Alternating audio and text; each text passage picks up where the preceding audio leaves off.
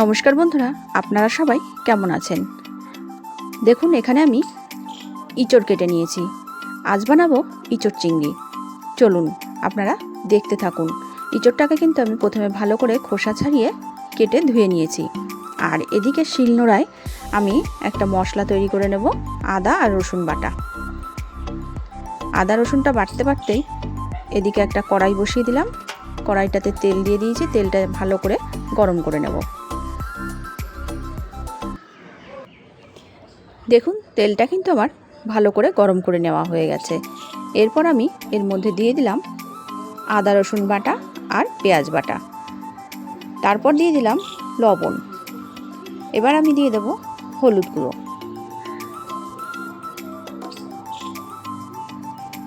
আর দিয়ে দেব শুকনো লঙ্কার গুঁড়ো।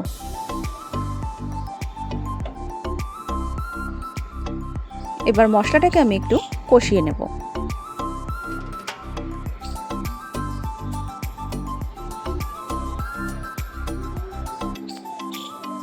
আর এদিকে আমি টমেটোটা পেস্ট করে নেব।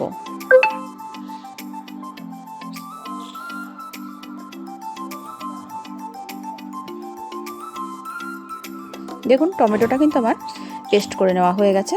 এরপর আমি মশলার মধ্যে দিয়ে দিলাম টমেটো পেস্টটা। মশলার সঙ্গে কষিয়ে নেব।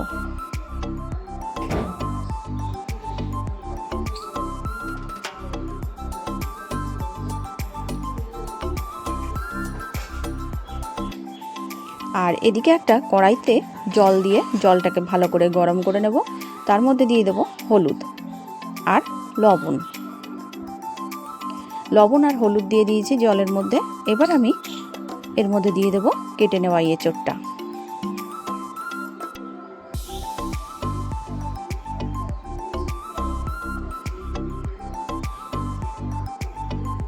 বন্ধুরা, এঁচোড়টা কিন্তু আমি খুব বড় বড় করেই সাইজ করে কেটেছি, অনুষ্ঠান বাড়ির মতন করে। দেখুন কত বড় বড় পিস করেছি, কারণ এটা আমার গাছের এঁচোড়।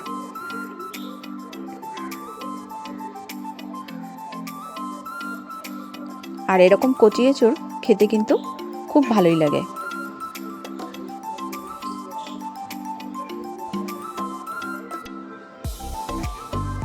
লবণ হলুদ দিয়ে এঁচোড়টা কিন্তু সেদ্ধ করে নিতে হয়, তাহলে এঁচোড়ে যে কালো কালো ভাব সেটা আর হয় না।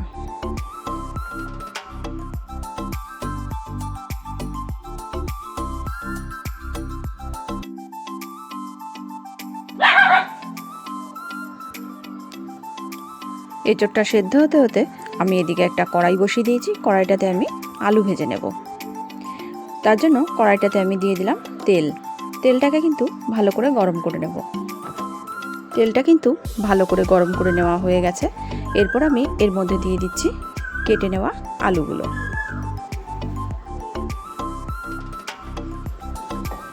আলুগুলো দিয়ে ভালো করে ভেজে নেব।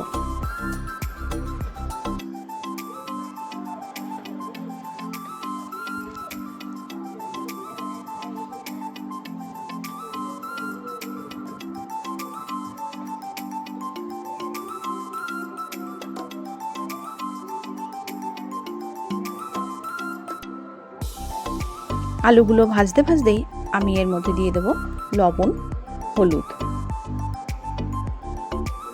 লবণ হলুদ দিয়ে একটু নেড়ে চেড়ে নেব।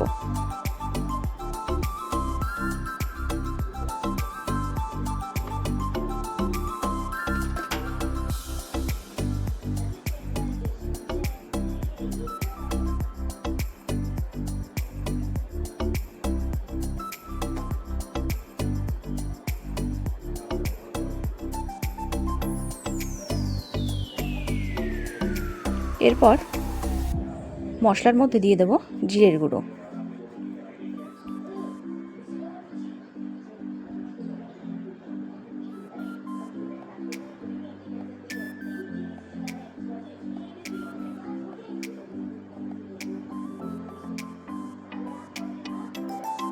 জিরের গুঁড়ো দিয়ে মশলাটা কিন্তু ভালো করে কষিয়ে নিয়েছি।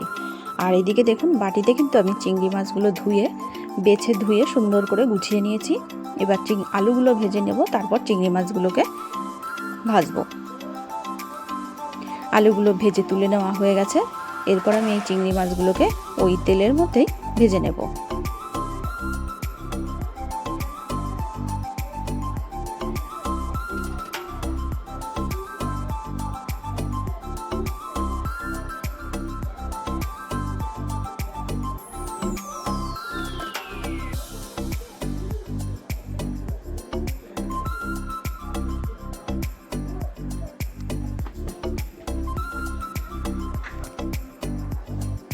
দেখুন চিংড়ি মাছটা কিন্তু আমি লাল লাল করে ভেজে নিয়েছি।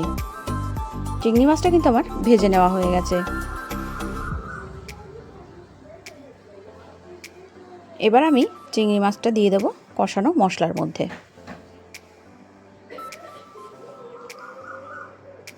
চিংড়ি মাছটা দিয়ে দেওয়া হয়ে গেছে। এবার মশলাটাকে আমি ভালো করে কষিয়ে নেব।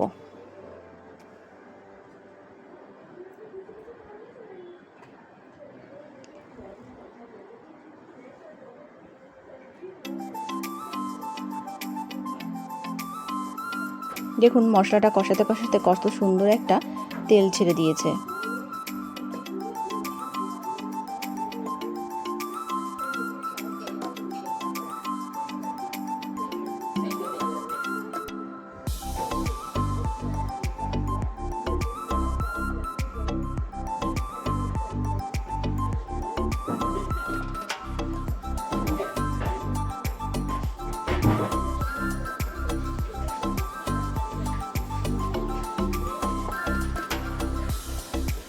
মশলাটা কিন্তু আমার ভালো করে কষিয়ে নেওয়া হয়ে গেছে। এরপর আমি দিয়ে দিলাম এর মধ্যে সেদ্ধ করে নেওয়া ইঁচড়গুলো।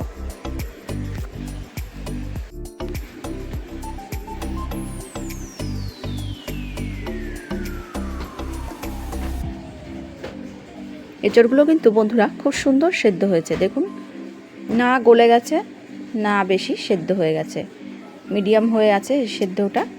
এইভাবেই সেদ্ধ করে নিতে হয় এঁচড়টাকে।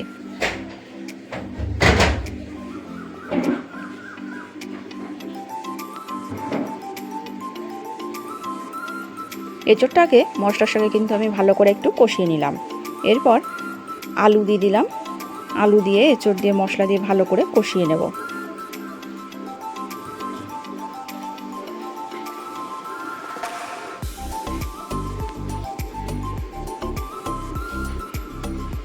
এরপর দিয়ে দিলাম চিনি, সামান্য পরিমাণে একটু চিনি দিয়ে দিলাম।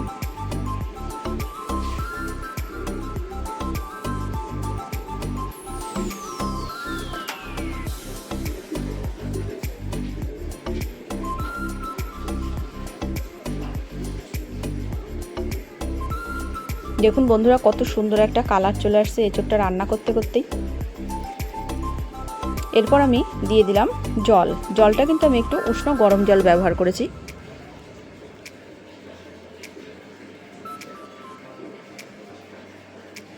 আপনারা চাইলে গরম জল নাও ব্যবহার করতে পারেন, কোনো অসুবিধা নেই। আমি পরিমাণ মতো জল দিয়ে দিলাম।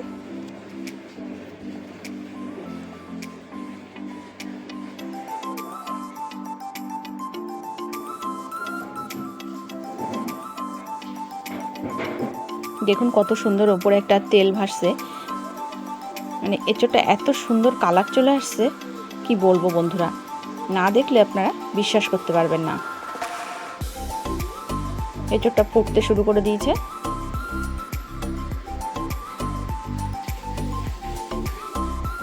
এঁচড় কিন্তু সেদ্ধ হয়ে গেছে। আমি এবার নামিয়ে নেব, সেই জন্য এর মধ্যে দিয়ে দিলাম 2 চামচ ঘি।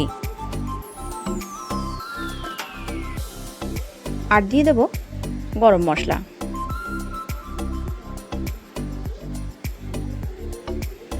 ঘি আর গরম মশলা দিয়ে সবার শেষে এঁচড়টাকে নামিয়ে নিতে হবে, তাহলে স্বাদ কিন্তু দ্বিগুণ বেড়ে যায়। তাই আমি ঘি আর গরম মশলা দিয়ে এঁচড়টাকে এবার নামিয়ে নেব। আমার এঁচড়টা রেডি হয়ে গেছে। আপনাদের কাছে আমার এঁচড়ের তরকারিটা কেমন লাগলো জানাবেন। আর ভিডিওটি যদি আপনাদের ভালো লেগে থাকে